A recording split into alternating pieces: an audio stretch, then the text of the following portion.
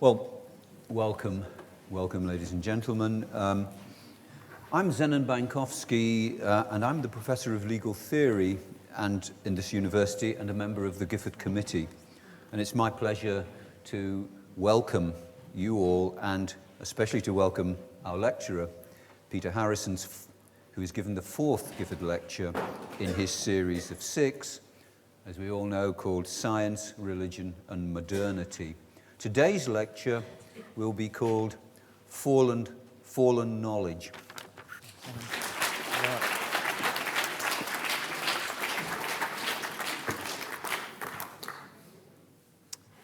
Well, thanks. It's good to see you all here.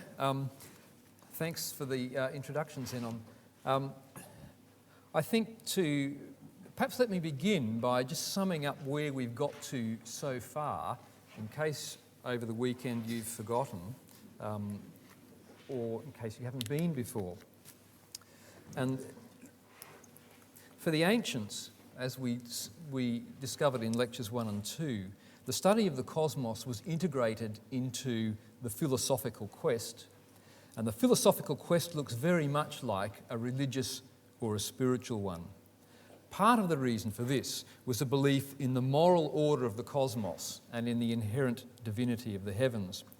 Christian thinkers rejected the idea that natural philosophy had any intrinsic religious value, partly because they rejected the divinity of the heavens, and partly because they believed that Christianity provided the true means of achieving the goals of pagan philosophy.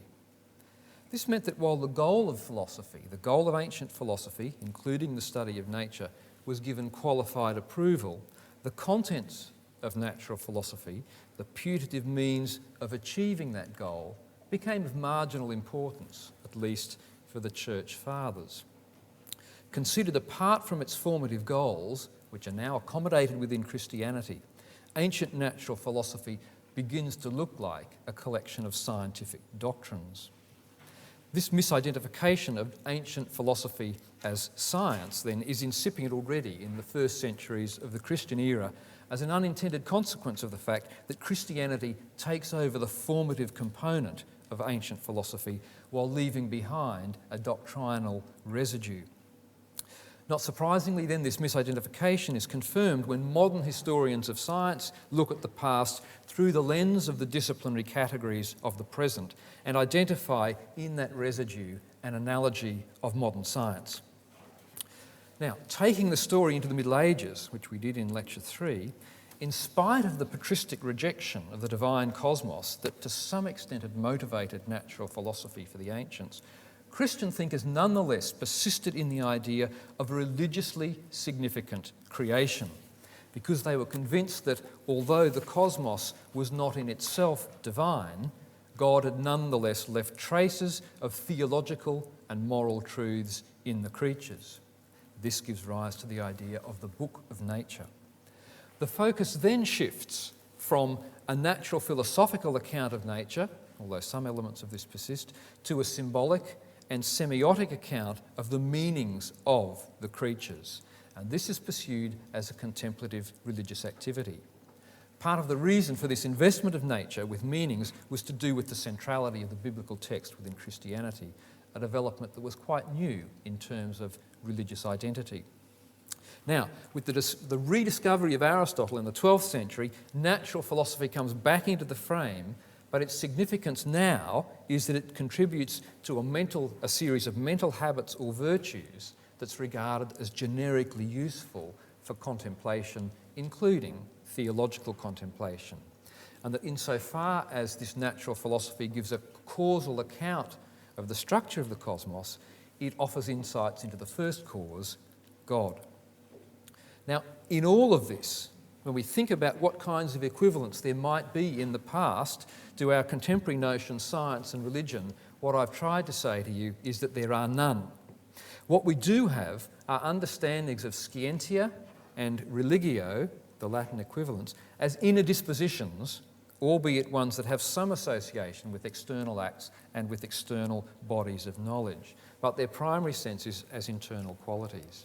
It follows that training in science, or strictly natural philosophy, involves some kind of personal transformation rather than just the accumulation of knowledge. Similarly, religion, or more strictly, sacred doctrine, is not just about knowing doctrines in some objective fashion, but rather is about developing an appropriate set of moral and theological virtues through the engagement or interaction with these books of Scripture and the book of nature. Now, as I indicated at the end of the last lecture, much of this is going to change in the early modern period. And here we begin to see the distillation, the first distillation of our contemporary notions of science and of religion. And I'm going to spend most of the time in this lecture describing these changes while giving some hints about what might have caused them. Now, the latter is the more difficult task, and I'm going to offer you suggestions here without providing you with much evidence. So you can make of that what you will. So here are the four things we're going to talk about, and we're going to begin by talking about the discarded image, where we have a change away from the symbolic order of the medieval world.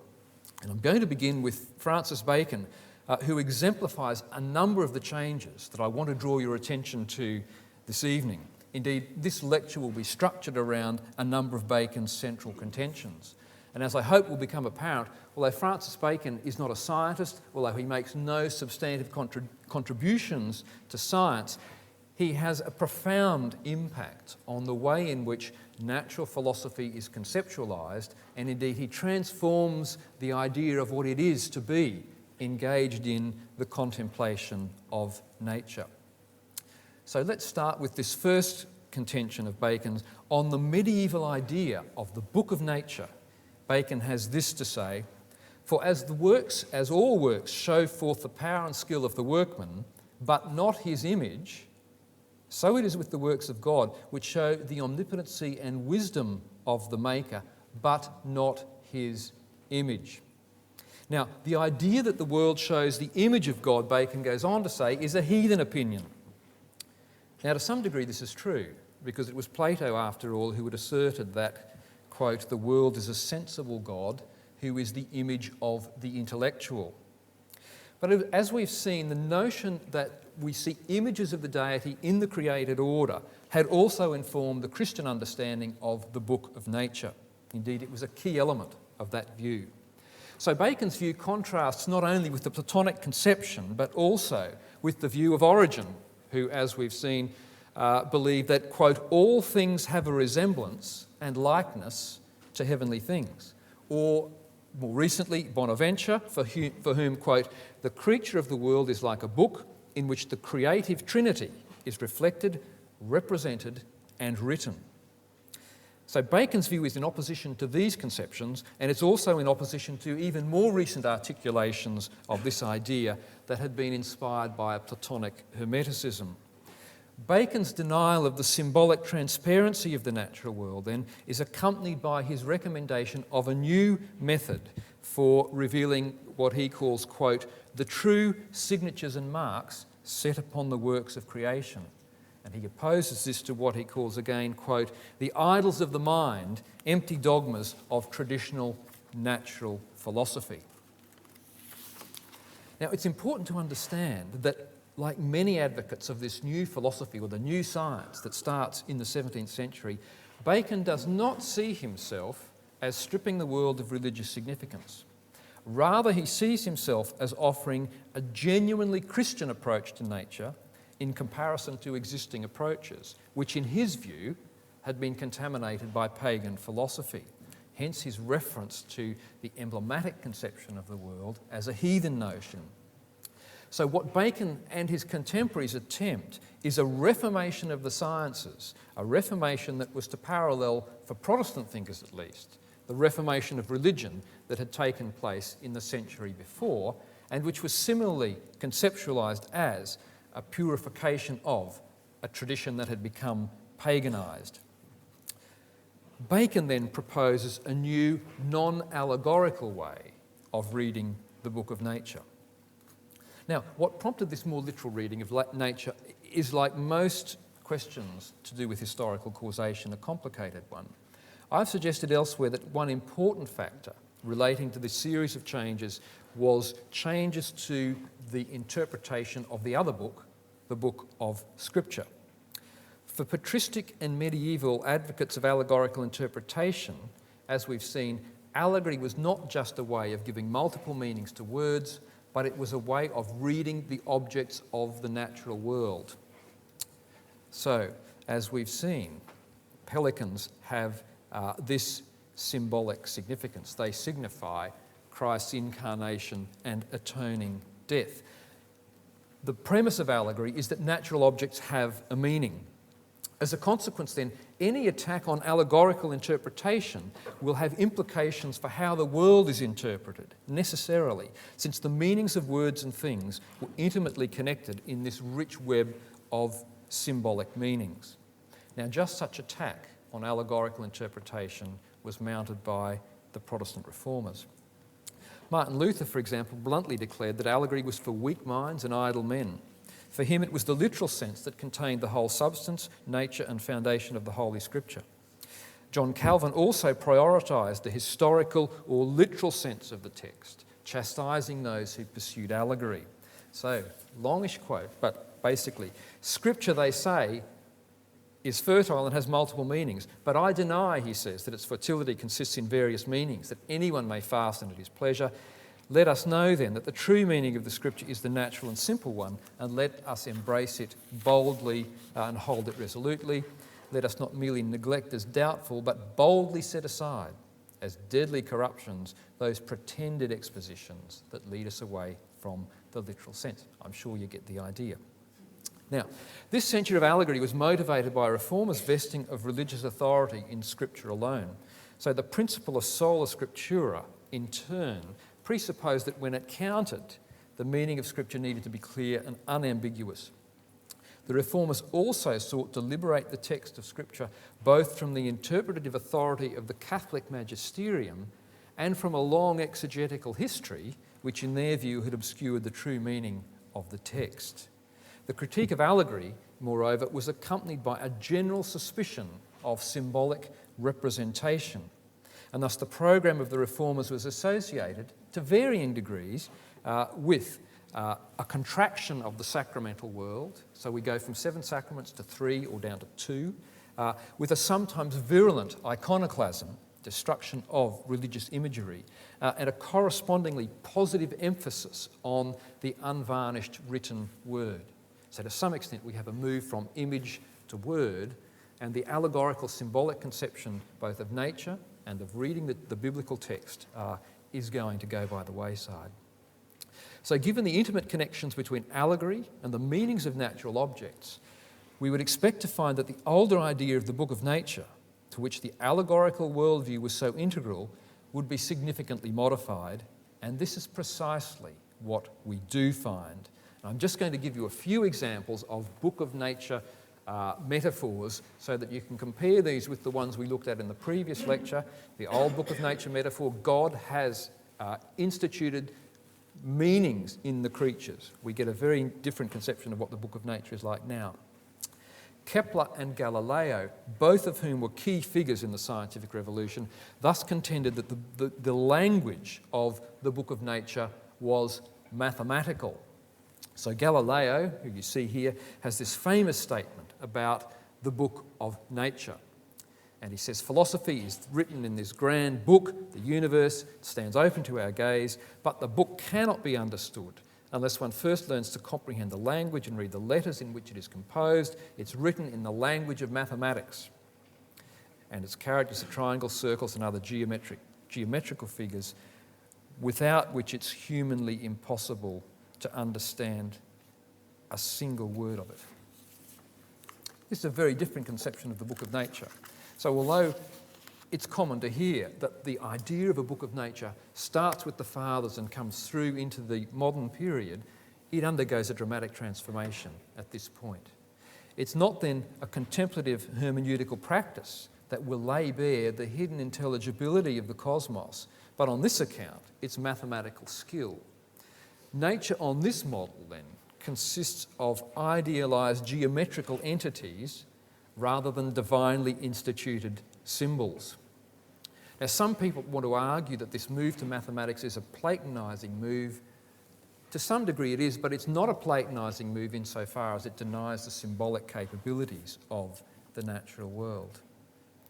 Now, the specific form that this new geometrical mathematical order takes on will be a quite new idea, and this is the idea that this mathematical ordering can be expressed in terms of laws of nature that are understood to have been directly imposed on the natural world by God.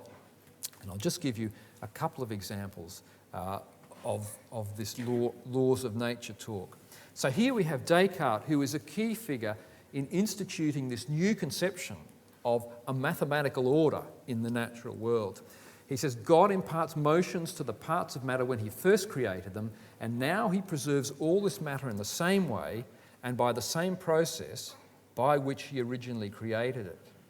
So Descartes here runs the notion that creatio ex nihilo and creatio continuo are part of the same creative act of God. This is the classic conception of creation, that when God kicks things off and God sustains things, it's the same divine act.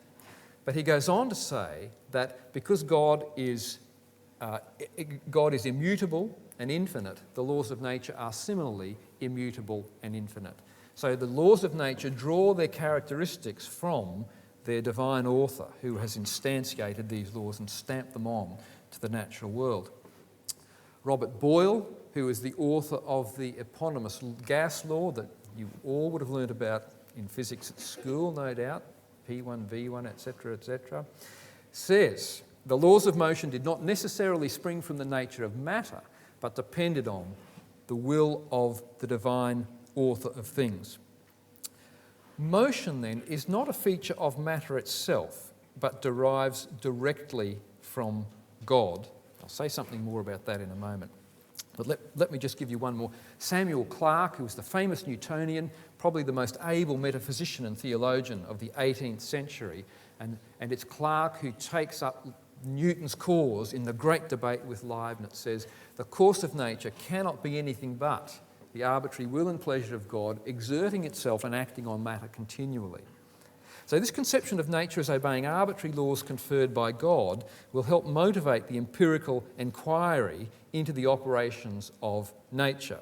So if we look, for example, at the preface to Newton's Principia, the second edition, that's written by Roger Coates, here we get precisely this justification for the empirical investigation of the natural world.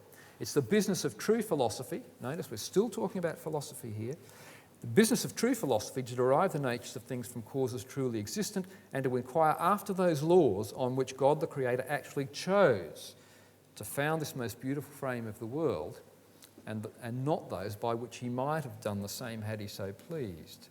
So investigating, determining the lawful structure of the universe requires empirical investigation, because God could have chosen to instantiate a range of possible orders of nature. Given that, to find out which one he did, we can't speculate rationally, we need to investigate the world empirically. Now, the other thing I want to say, and I'm just going to pop back for a second here to Boyle's statement, because this is a crucial one. What I said at the end of last lecture is that what takes place in the modern period is the world is evacuated both of its symbolic representative powers but also its causal efficacy. And the causes are taken out of the world and they're attributed back to God. So what Boyle is saying here is laws of motion don't spring from the nature of matter itself. So these are the inherent Aristotelian causes that had previously ordered the world. The world was understood in terms of how the natures of things operated. Boyle is saying things don't have a nature. Rather, things are evacuated of their causal efficacy and God moves everything around. Okay? That at least is the tendency of early modern natural philosophy, that ultimately we're moving in the direction of saying God is the chief cause. And this means a natural world that's evacuated not merely of symbolic potency, but also of causal efficacy. So we'll come back to Newton. Now, if we turn from the physical world to the world of living things, we see another version of the book of nature metaphor. So there's not just going to be one version of how the natural world is now ordered. Robert Boyle, for example, believed that reading the book of nature called for procedures that could penetrate the visible surface of things, not to disclose their transcendental meanings, but in order to read off their physical structures.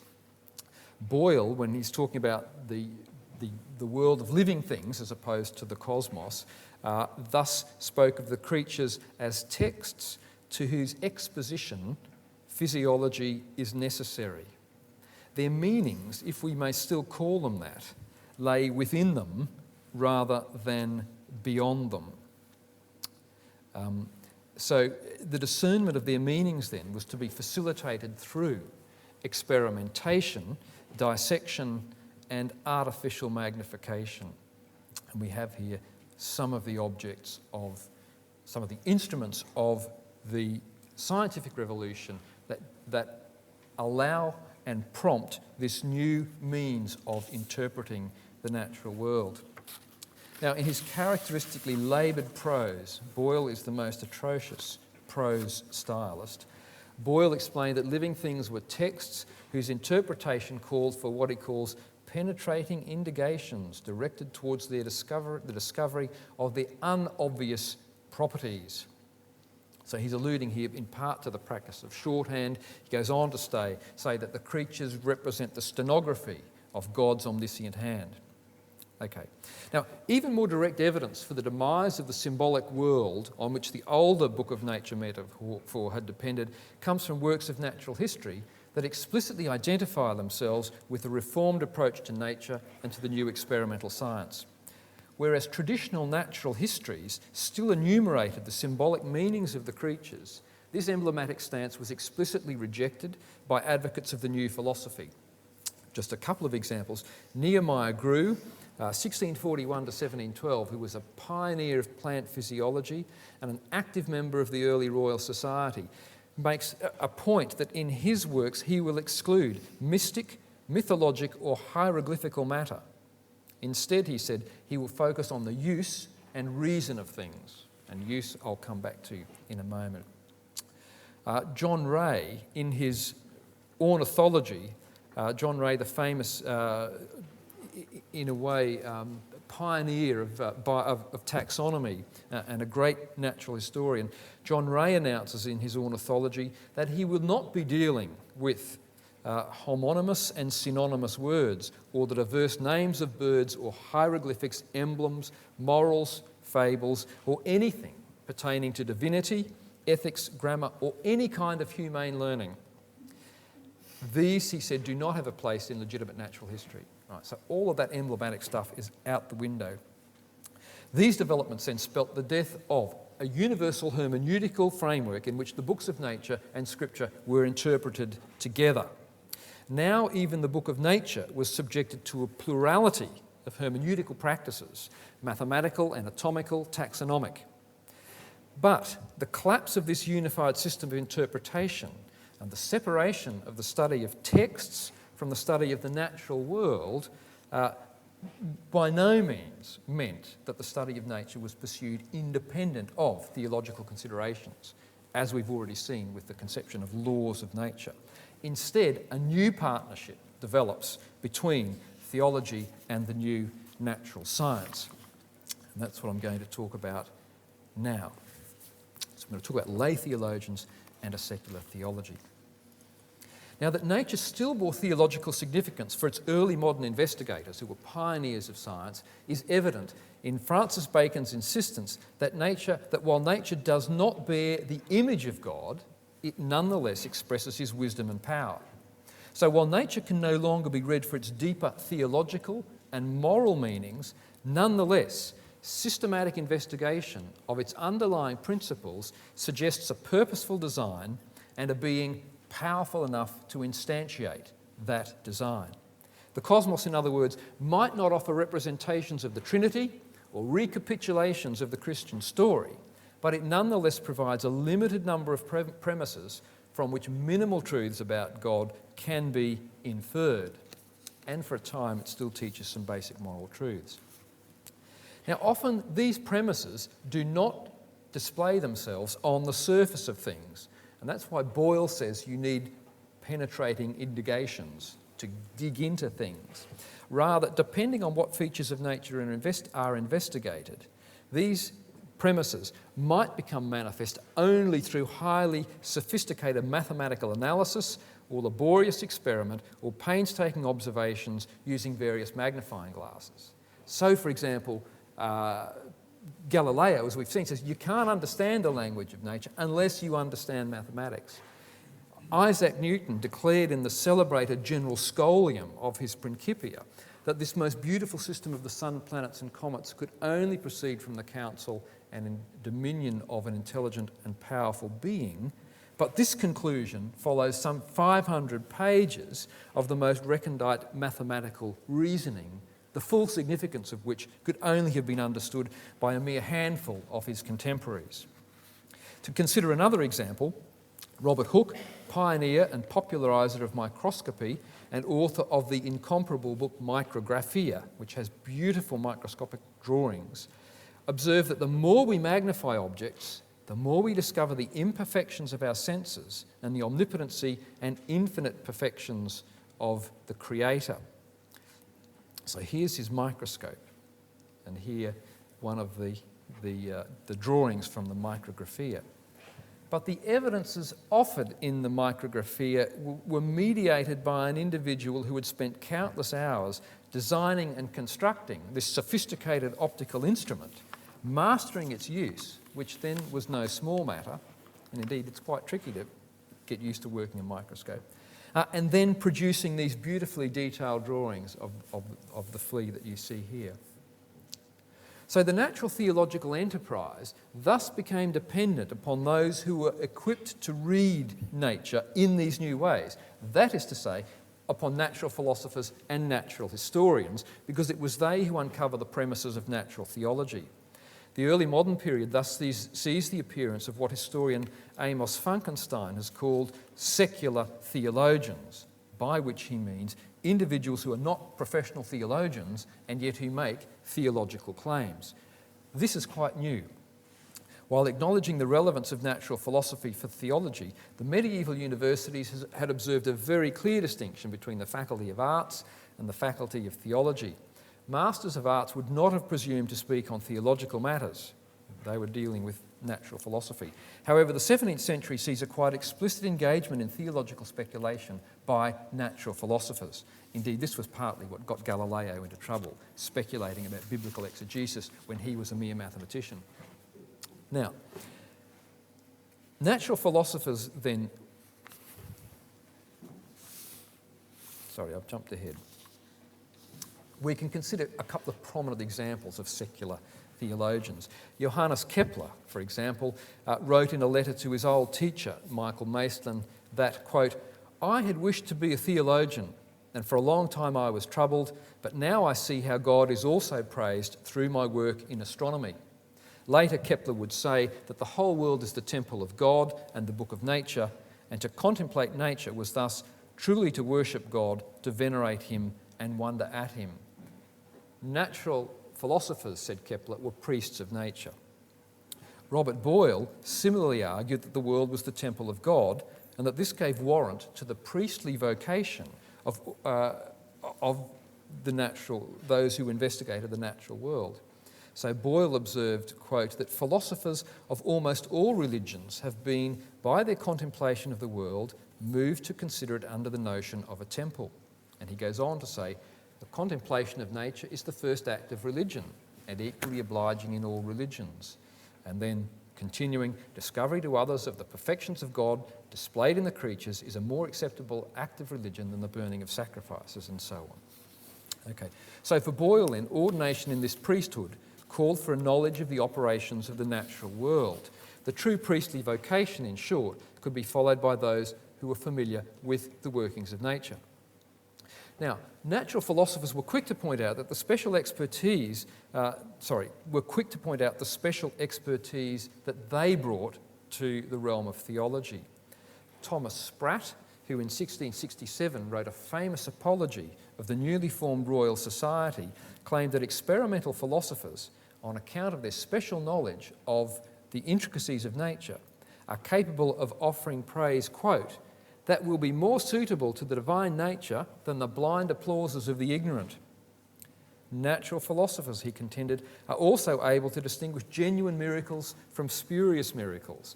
This was a vital skill, since it was then argued that the true religion would be attested to by miracles.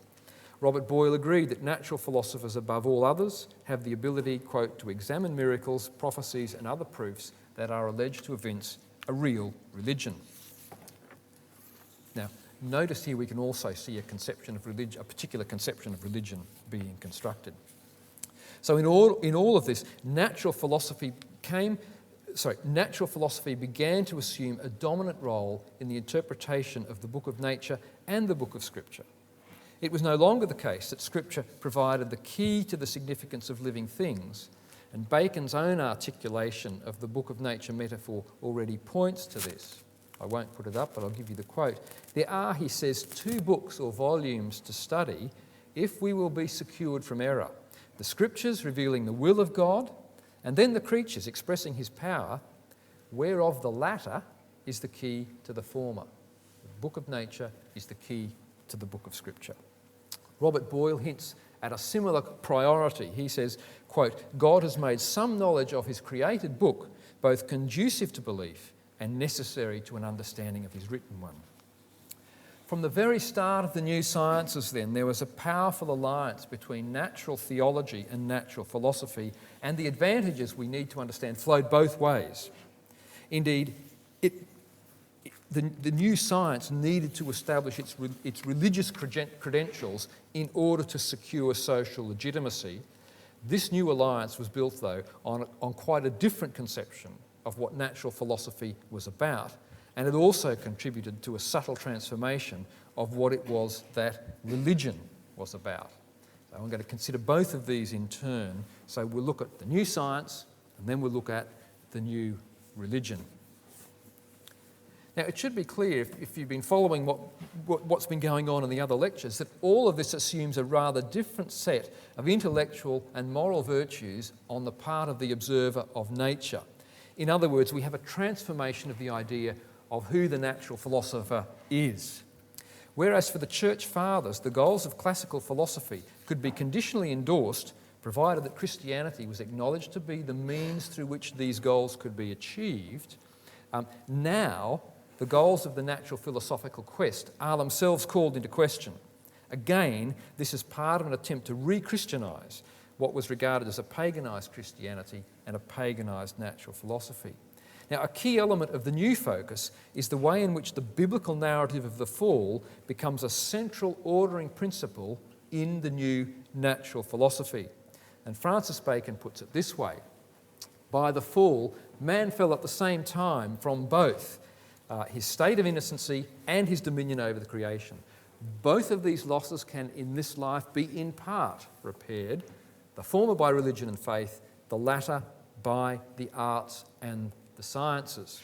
And he goes on to say, for creation was not by the curse of Genesis 3, made altogether and forever a rebel, but in virtue of the charter, and here he quotes from Genesis, in the sweat of thy face shalt thou eat bread, it is now by various labours, at length and in some measure, subdued to the supplying of man with bread, that is to say, to the uses of human life. Bacon here speaks of the goal of science as the re-establishment of a human dominion over a creation that has been a dominion over creation that has been lost as a consequence of the fall. Now, we've already encountered this motif amongst patristic and medieval writings, but in this context, it's taken far more literally. This is partly to do with the hermeneutical shift towards literal reading.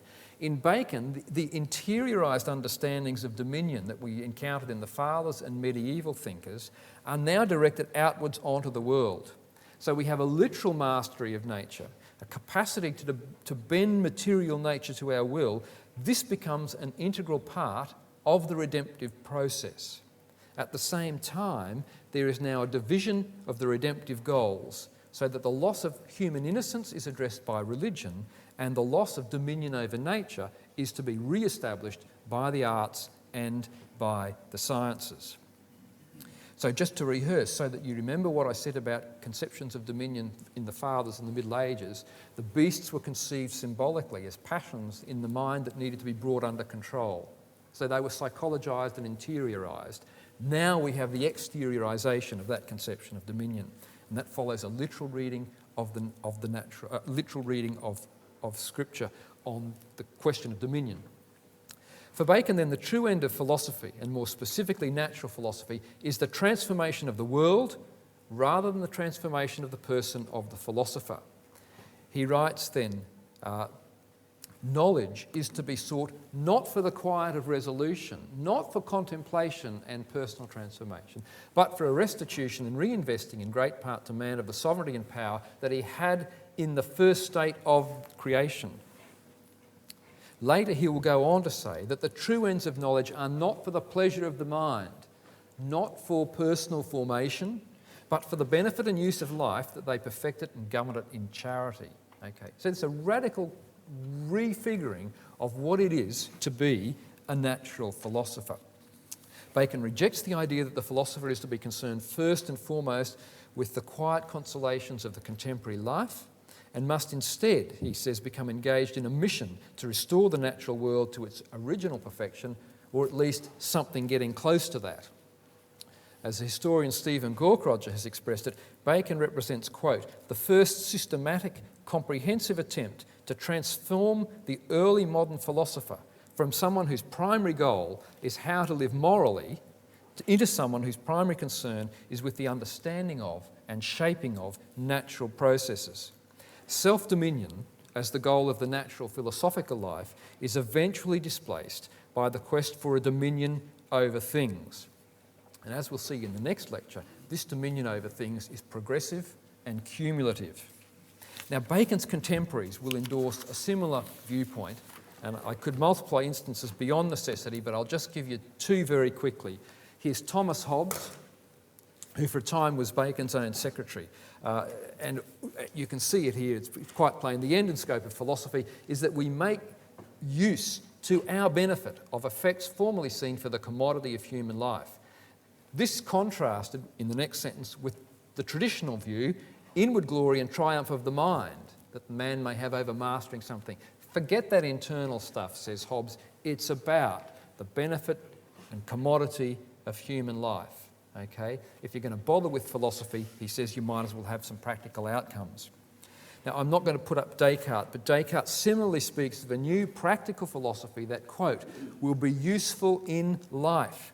Through this philosophy, says Descartes, we will make ourselves, quote, as it were, lords and masters of nature. So the dominion motif is a crucial one, understood in the light of a fall where human beings had originally lost dominion.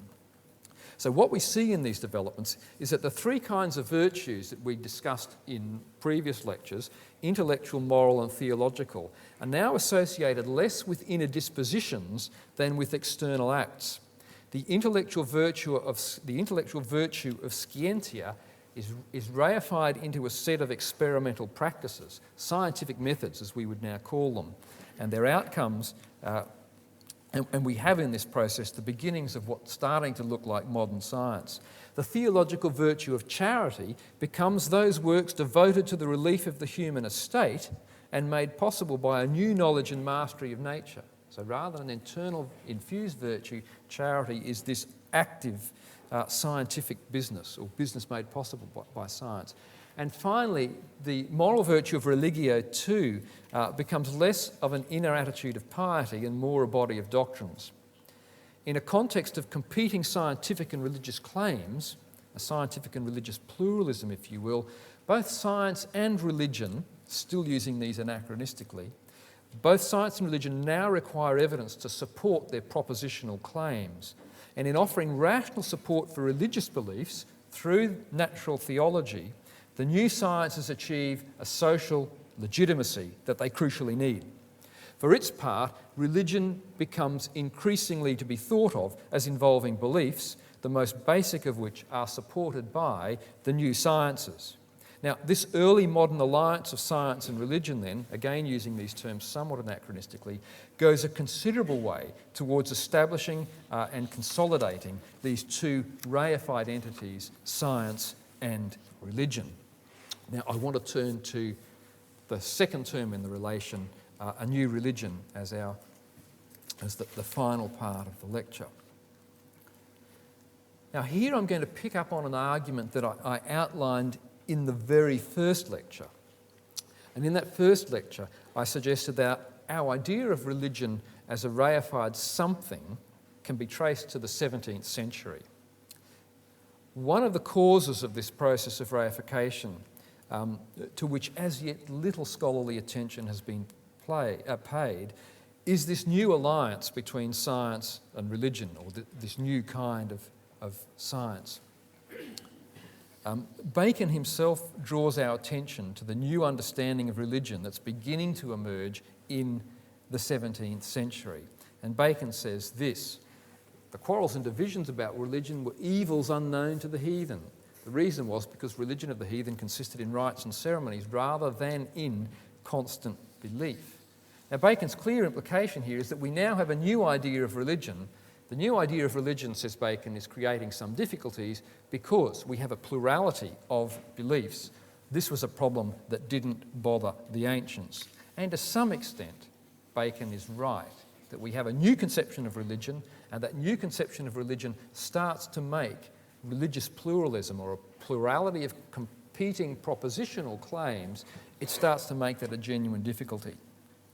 Crucially, as I've said, in the very first lecture, there are a number of factors that contribute to this process of reification. I'll mention a few.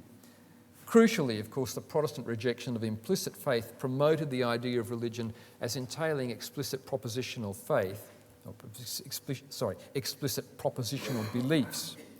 Related to this was a new emphasis, as we saw in the first lecture, on catechesis that was sponsored both by Protestant and Catholic reformations.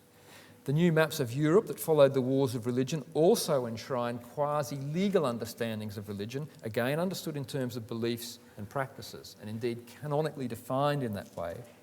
And the increasing use of the definite article, the Christian religion, is followed by a second grammatical innovation, which is the arrival of the plural religions with the S on the end.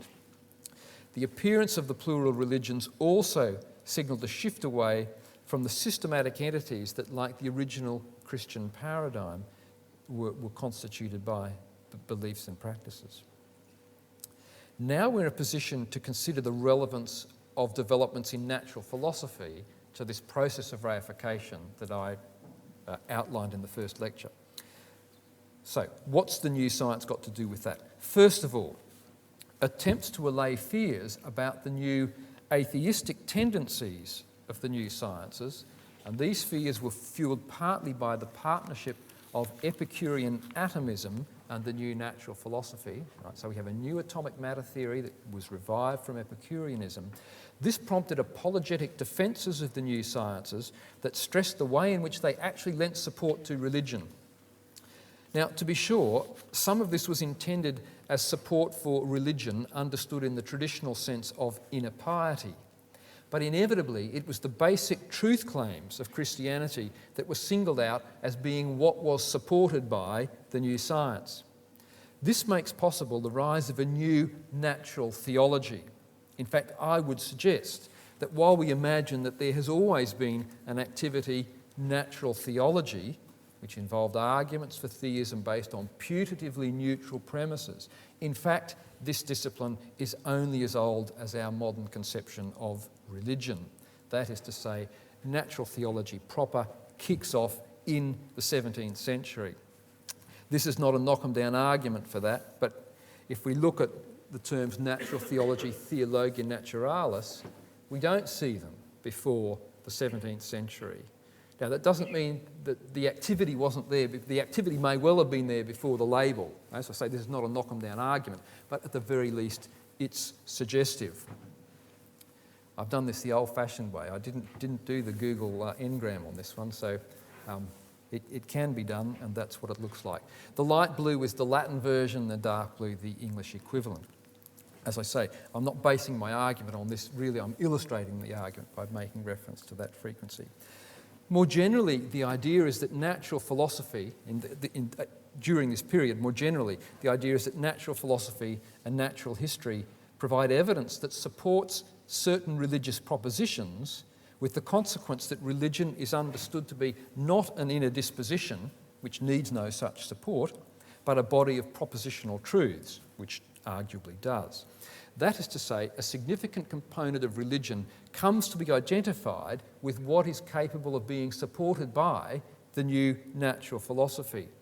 True religion, as Boyle implies, consists of propositions of the kind that find their support in evidence offered almost uniquely by natural philosophers. Now again, the historian Stephen Gaukroger has pointed out in this connection that the prospect of bridging theology and natural philosophy without the mediation of metaphysics, this was the medieval solution, required that the two enterprises of theology and natural philosophy share a common cognitive structure. The physico-theological project then, and the physico-theological project is a fancy name for what we would call natural philosophy, but the term is an interesting one because if we think of the three Aristotelian sciences, physics, mathematics and theology, what we get in the 17th century are mixes of these combinations. And so we get a physico-mathematics, which is what Newton is up to, and we get a physico-theology, which is a combination of physics and theology. We would call it natural philosophy. So the physico-theological project was thus to have implications for how both religion and natural philosophy were conceptualised. It's worth bearing in mind that as part of this process, natural philosophy itself became gradually disengaged from philosophy proper, which was then still to some extent understood in terms of the classical conception of the philosophical life. So the transformations under consideration here thus have significant implications for our understanding of modern philosophy, which we now imagine being primarily to do with epistemology and logic, metaphysics, ethics, aesthetics. But that construction of philosophy as being primarily to do with these doctrines is also something that's starting to date from this period, the 17th century. Moreover, the modern idea of knowledge as warranted true belief is related to this development. And the model for what constitutes an appropriate warrant, what justifies your beliefs then, which is the key question, the model for what constitutes an appropriate warrant for belief is drawn from the sphere of natural philosophy. Okay.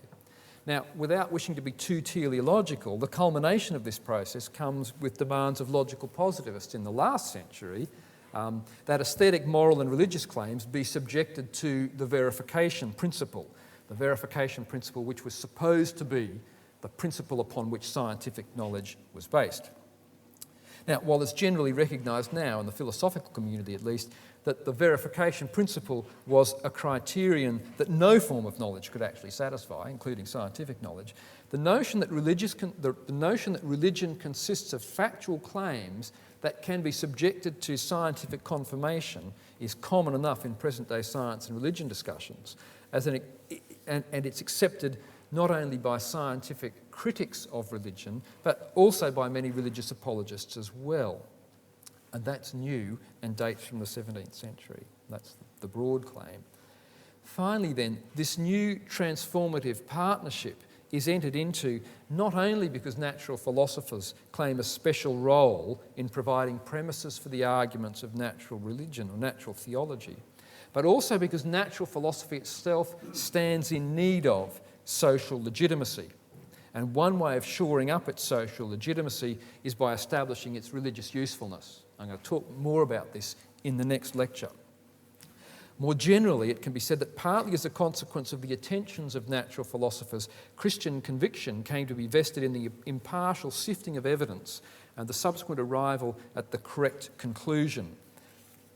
For this reason, then, the 17th century, as I've indicated earlier, is witness to a welter of new religious works that set out to demonstrate the evidences or the grounds and reasons of religious belief, or to engage in impartial comparisons of religions and so on. Natural philosophy, to some of its exponents at least, seemed to provide an impartial way of navigating these very difficult questions about what religious beliefs were true and what religious beliefs could be justified. Now, I should add at this point that the conception of Christianity as a religion constituted purely by beliefs and practices was by no means universally accepted by those whom it purports to describe.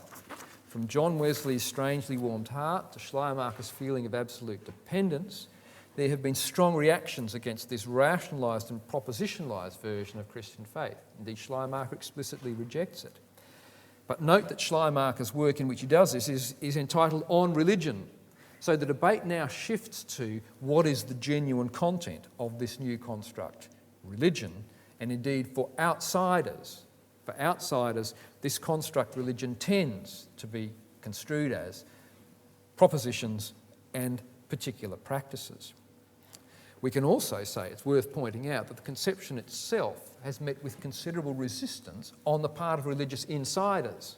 Okay? So we can't deny that. As I've said before, Karl Barth famously declares that religion is unbelief. Bonhoeffer advocates a religionless Christianity. And putative members of other religions will make the same point. To reduce Judaism to religion, says Milton Steinberg, is a betrayal of its true nature, and advocates of other so-called religions are equally adamant. Buddhism is not a religion. Islam is not a religion. It is hardly possible to say whether Hinduism is a religion or not, say exponents of those religions. Whether Confucianism is a religion, says Cartwell Smith, is a question the West has never been able to answer and the Chinese never able to ask.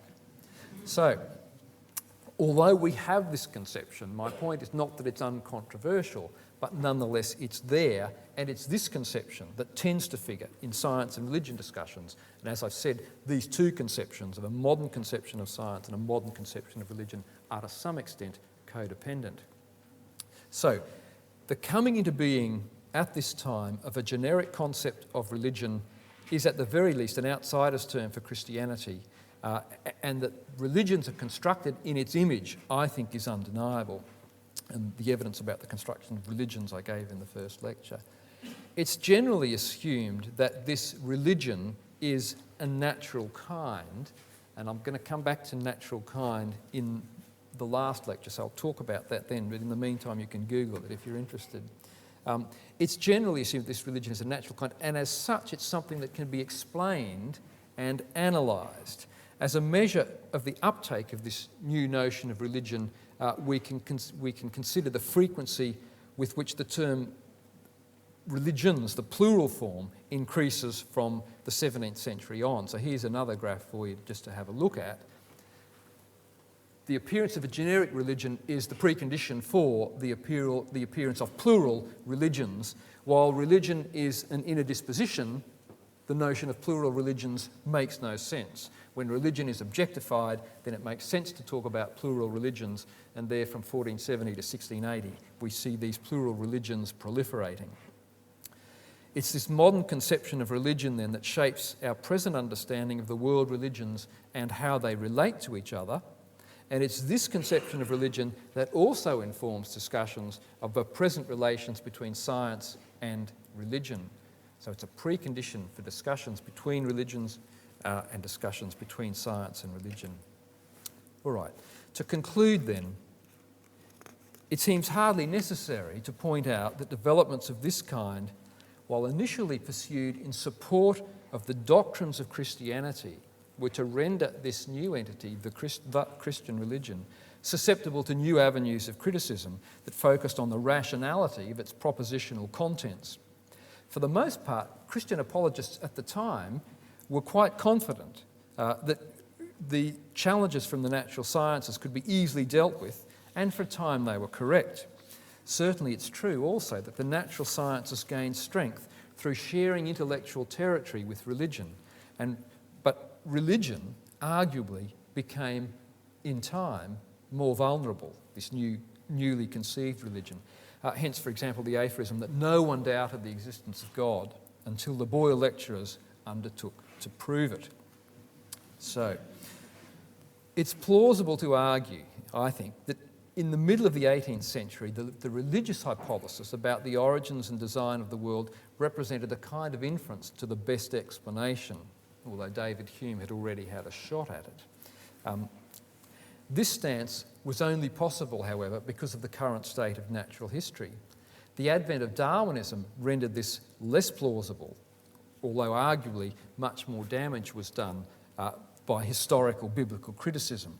But in a sense, these were self-inflicted wounds, and more on this presently. When I say presently, I mean in the next lecture. Religious faith was to be rendered more vulnerable in another way by the new science, for the Baconian conception of natural philosophy as a cumulative enterprise holds out the prospect for a new conception of progress.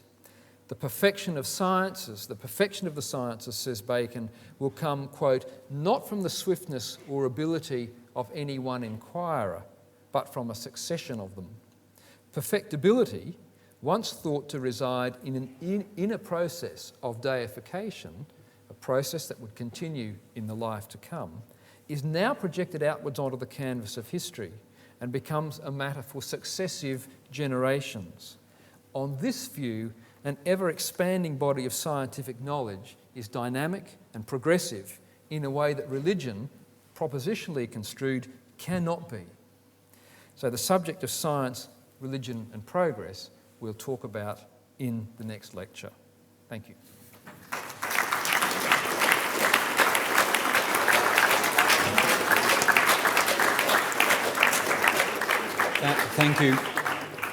Thank you, Professor Harrison, and I'm sure we're all delighted and charmed by that lecture. So I hope you again offer some applause for this wonderful lecture.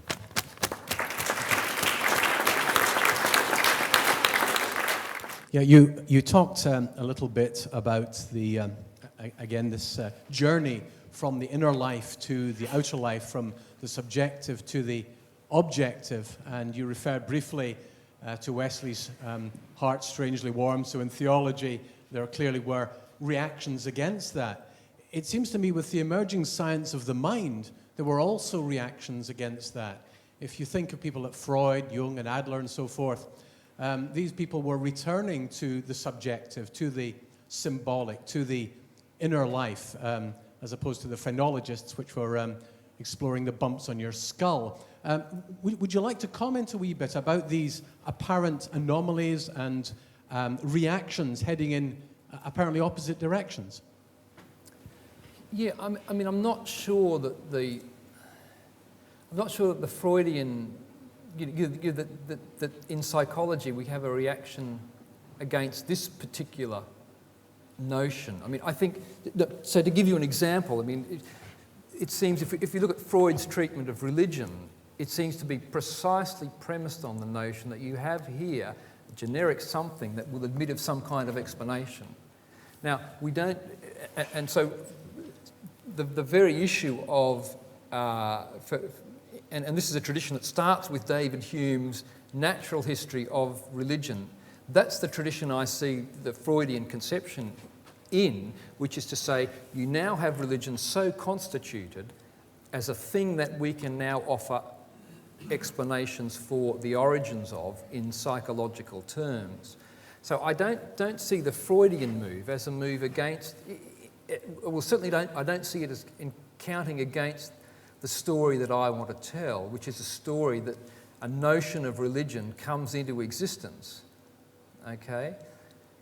And I still would maintain that the dominant way in which this is conceptualised is in terms of beliefs and practices. As I say, it's intriguing that the insiders are the ones who tend to react against it, but Freud clearly doesn't count as an insider, but rather someone who's trying to explain this away. You spoke last time about evolution in the 12th, 13th centuries from an order of allegory or symbolic understanding to a causal order. Yeah. And you didn't mention the causal order much this time.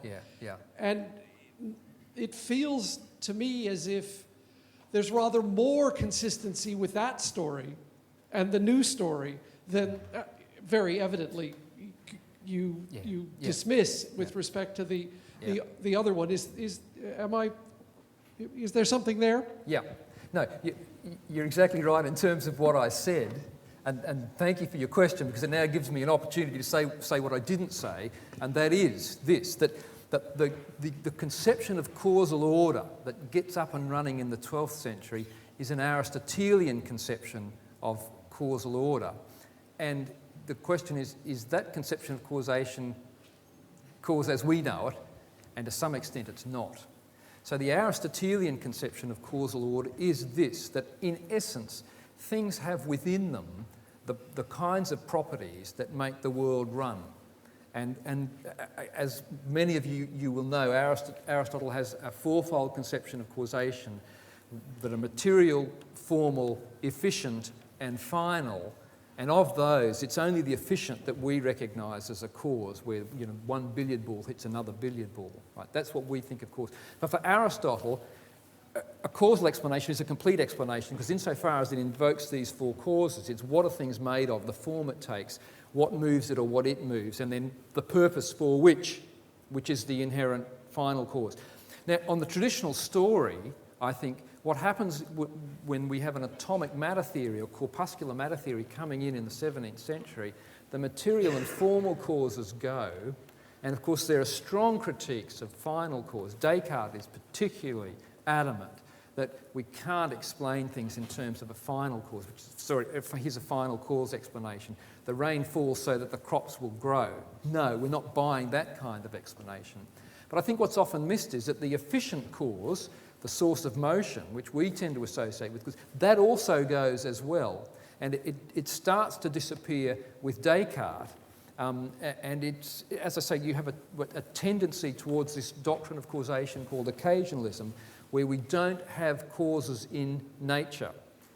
And the first move in Descartes is to say God is moving everything around. That's the conception of laws of nature. The English are not entirely sure, right? Not entirely sure about this.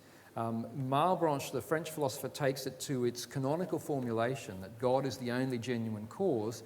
And then Hume comes along and secularizes it and says, we have no conception of cause. What we see is successive events, but we do not see causation in the world. That is a mental representation. And then, of course, Kant will pick that up and say, causation is a condition of knowledge, but it's not out there in the world as it really is.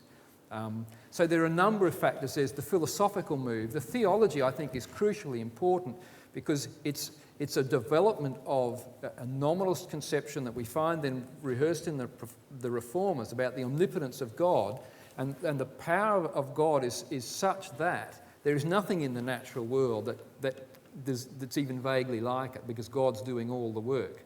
And that's also linked in with this matter theory that says everything is made up of particles, but these particles have no causal efficacy of their own.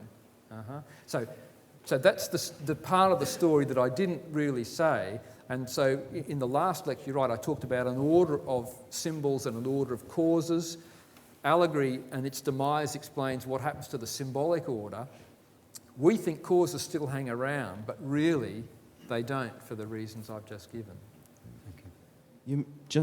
As you just mentioned nominalism, could you talk a little bit about nominalist natural philosophers in the 15th century, and what sort of role they're playing in this story?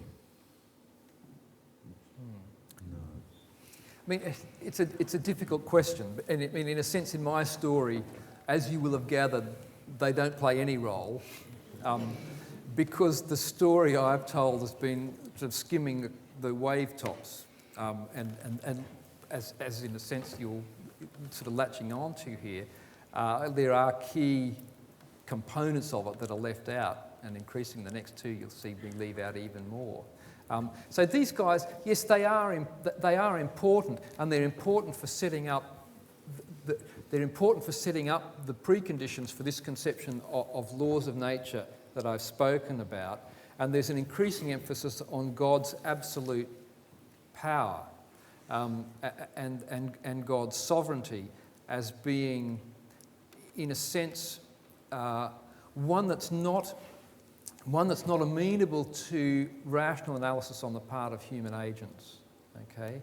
And that goes to the point that Coates makes in his introduction to Newton's Principia that says, look, human beings cannot fathom the will of God, who is so far beyond us. What follows from that is that we can't think about there being some inherent rational order. We have to go out there and discover for ourselves the order that God in his power has instantiated. Now, I think the sources for that are in these individuals, although to some extent they're still working with a kind of Aristotelian model. And the crucial thing that, in a sense, although it was the theme of this lecture but I didn't mention, that part of this is to do with the fallen condition of human beings. And the problem with an Aristotelian natural philosophy, and part of the reason it's rejected in the 17th century, is that Aristotle took no cognizance of the fact that we were fallen human beings. And that's why an Aristotelian natural philosophy assumes that we can get a good sense of what's going on in the natural just by having a bit of a look at it, and without too much critical, experimental, investigative work. And in my view, it's the doctrine of the fall that brings in this crucial critical element that's a critical approach to the natural, is deeply sceptical of what we can know, and the sort of knowledge it gives rise to is not rational demonstrative knowledge, but it's a partial, probabilistic, it'll do for the moment, let's just work on what's useful kind of knowledge rather than think about approaching some form of rational truth. So that's a very long answer and only a very partial answer to your question about these very important individuals. You see, I mean, so this belief in the fact that the laws are imposed by God's freedom and will and pleasure could lead the other way, which is indeed the way my understanding it leads in mainstream Islamic philosophy, which is therefore scientific prediction is almost blasphemous. You shouldn't do any science that assumes that it will be the same next time. So what is it in the Christian tradition, if you like, that eventually this actually led down the road of a predictive science? Sure. I mean, two things very quickly. I mean, first of all, I think you're quite right to say that we get this movement, we get this combination of atomistic philosophy and occasionalism much earlier in Islamic philosophy, and then it reappears in the 17th century. But very quickly, I think the difference is that what these guys think, they're not attempting to know the mind of God, they're attempting to arrive at an instrumental understanding of how to manipulate the world. So the claim is not that they know the truth, the claim is that they have some probabilistic, vague conception that will work, and that's why they're talking about the use and benefit of human life. And that's why, in a sense, it's not a classical philosophical quest for ultimate truth, but a makeshift knowledge in the fallen world that'll get us by. Well, thanks very much, and thank you once again, Peter Harrison. Clap.